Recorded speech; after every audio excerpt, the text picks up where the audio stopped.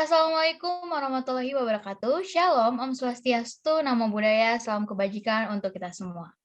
Perkenalkan, saya Haniar Valia selaku moderator yang akan memandu webinar pada hari ini dengan tema peran dan kontribusi Gerakan Mahasiswa Nasional Indonesia dalam membangun kesadaran sosial dan kritis di kalangan mahasiswa.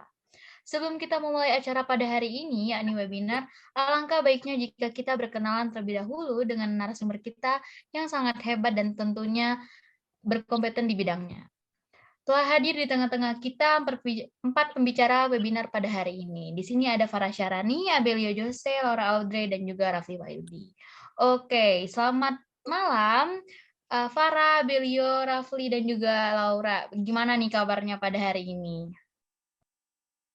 Halo, malam Hania. Baik nih aku sendiri. Kamu gimana? Alhamdulillah, aku juga baik nih Farah. Terima kasih ya karena sudah menyempatkan waktunya untuk memberikan materi pada hari ini. Oke, buat Abel, Rafli, dan juga Laura nih, gimana nih kabarnya pada hari ini? Kabar aku sih baik. Malam Hania. Kalau kabar aku juga baik juga. Malam Hania. Kabar aku juga baik nih. Semangat banget buat ngisi materi di malam kali ini. Wah, tentunya pasti udah pada nggak sabar ya. Oke, tanpa perlu menunda-nunda lagi, kita akan segera memasuki sesi pemaparan materi yang akan disampaikan oleh para Syarani. Oke, kepada para Syarani boleh banget nih untuk dijelaskan sebenarnya Gerakan Mahasiswa Nasional Indonesia ini apa sih sebenarnya yang mereka lakuin? Oke, baik. Terima kasih Hania atas kesempatannya. Jadi, GMNI ini merupakan organisasi yang dilakukan oleh sekelompok orang khususnya yang terdiri dari mahasiswa-mahasiswa yang terdapat hampir di seluruh Indonesia. Maka dari itu yang menjadi anggota dari GMNI ini merupakan orang-orang yang sedang berstatus sebagai mahasiswa. Namun mahasiswa-mahasiswa yang menjadi anggota GMNI ini bukan merupakan sembarang mahasiswa. Mereka harus menyetujui tujuan dan juga cara perjuangan dari GMNI ini sendiri. GMNI ini sering disebut sebagai student movement dan merupakan organisasi yang bergerak di bidang perjuangan dengan tujuan untuk mendidik kader bangsa yang sesuai dengan nilai-nilai Pancasila serta Undang-Undang Dasar 1945. Independen, bebas aktif, dan juga berwatak kerakyatan merupakan sifat-sifat yang dimiliki oleh GMNI ini. Gerakan-gerakan yang dilakukan oleh GMNI ini dilakukan secara terencana dengan tujuan melakukan suatu pembenahan dan juga pembaharuan.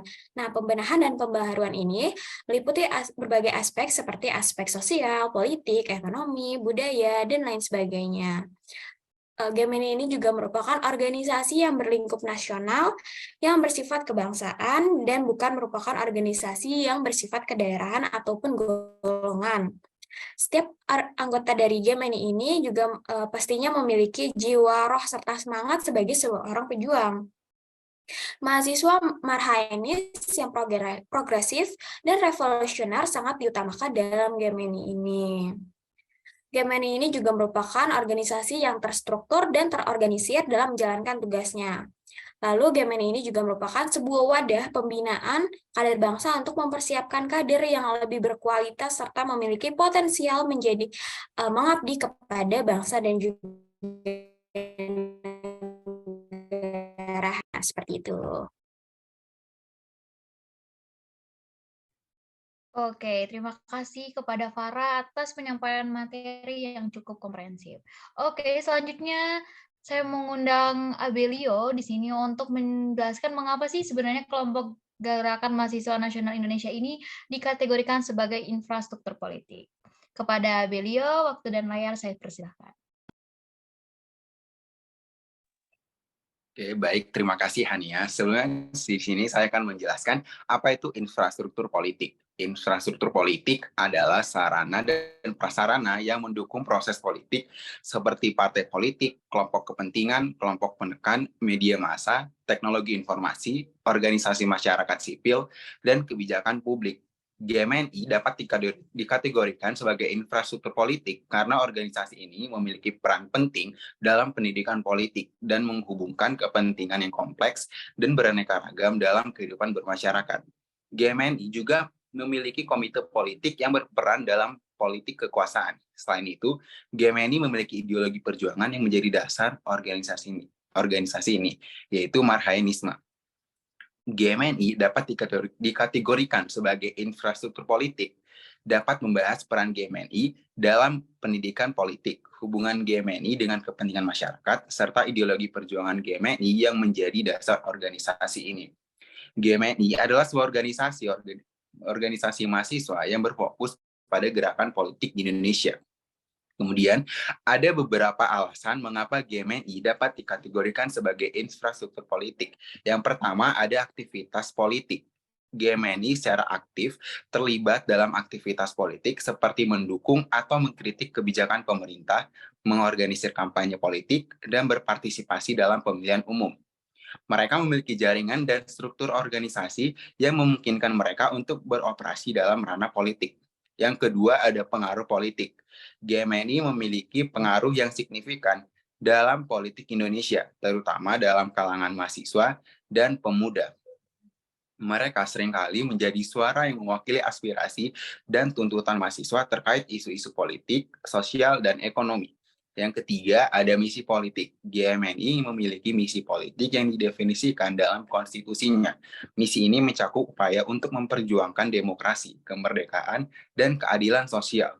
Mereka bekerja untuk mencapai tujuan-tujuan ini melalui partisipasi politik dan perorganisasian massa. Yang keempat, ada struktur organisasi. GMNI memiliki struktur organisasi yang mirip dengan partai politik. Mereka memiliki pengurus pusat, pengurus daerah, dan pengurus cabang yang berperan mengatur dan mengkoordinasikan aktivitas politik mereka. Hal ini menunjukkan ciri-ciri infrastruktur politik yang terorganisir. Yang terakhir, yaitu ada aliansi politik. GMNI seringkali membentuk aliansi atau koalisi dengan organisasi-organisasi politik lainnya dalam mengejar tujuan politik bersama. Mereka dapat bergabung dengan gerakan sosial, partai politik, atau kelompok advokasi lainnya untuk mencapai perubahan politik yang diinginkan. Jadi dengan pertimbangan-pertimbangan tersebut, GMNI dapat dikategorikan sebagai infrastruktur politik karena perannya dalam aktivitas politik, pengaruh politiknya, misi politik yang didefinisikan, struktur organisasi yang terorganisir, dan partisipasinya dalam aliansi politik. Oke, sekian dari saya.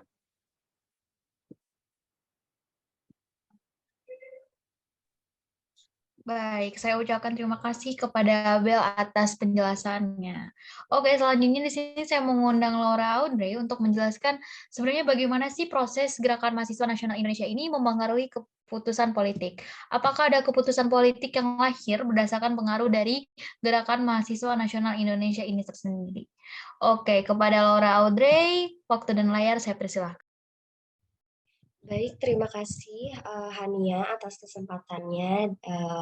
Sebenarnya aku di sini mau lanjutin dari pembahasan yang Abel bahas sebelumnya. Jadi dengan pertimbangan-pertimbangan tersebut, GMNI dapat dikategorikan sebagai infrastruktur politik karena perannya dalam aktivitas politik, pengaruh politiknya, misi politik yang didefinisikan, struktur organisasi yang terorganisir, dan partisipasinya dalam aliansi politik.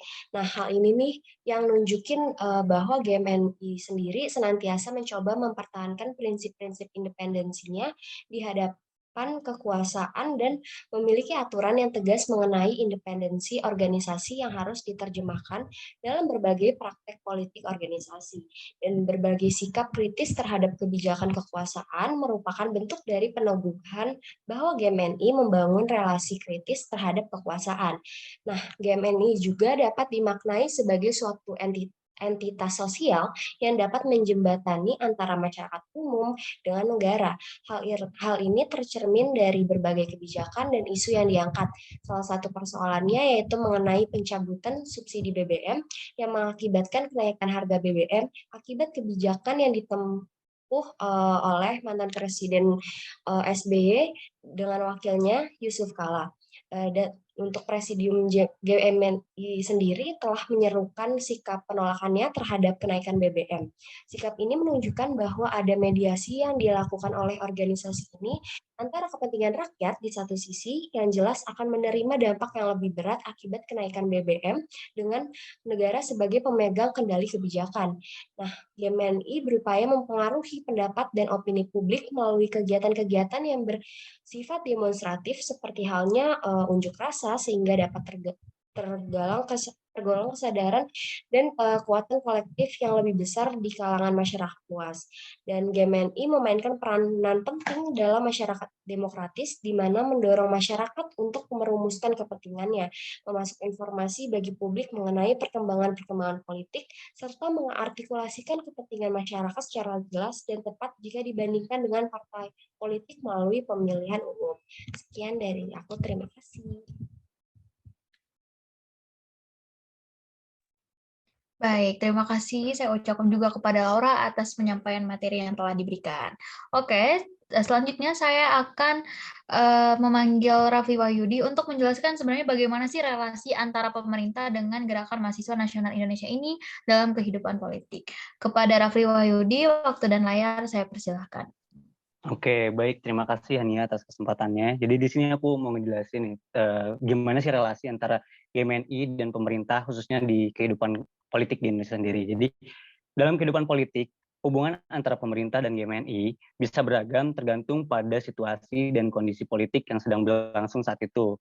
GMNI sendiri adalah organisasi mahasiswa yang berjuang untuk mewakili aspirasi dan kepentingan mahasiswa di Indonesia. Mereka seringkali memiliki pandangan kritis terhadap kebijakan pemerintah dan berusaha untuk mempengaruhi proses pembuatan kebijakan melalui protes, kampanye, dan kegiatan lainnya. Nah, GMNI ini sama seperti organisasi pengkaderan lainnya, seperti PMII, PMII, GMKI, dan sebagainya, adalah sebuah organisasi yang memiliki kader-kader yang berperan penting di berbagai bidang di Indonesia ini, khususnya di bidang pengabdian.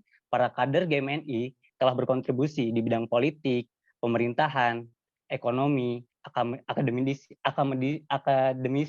dan pengacara. Partisipasi kader GMNI dalam pengabdian kepada bangsa dan negara sudah ada sejak negara Indonesia ini berdiri.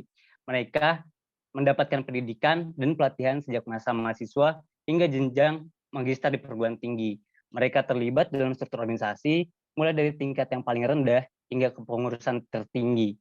Namun, ada situasi di mana pemerintah melihat GMNI ini sebagai suatu ancaman dan menganggap GMNI sebagai oposisi politik. Pemerintah mungkin membatasi kegiatan GMNI atau mengambil tindakan keras terhadap protes dan demonstrasi yang mereka lakukan. Terkadang hubungan pemerintah dan GMNI juga berjalan dengan dinamika kompleks, di mana ada elemen kerjasama konfrontasi yang bersamaan.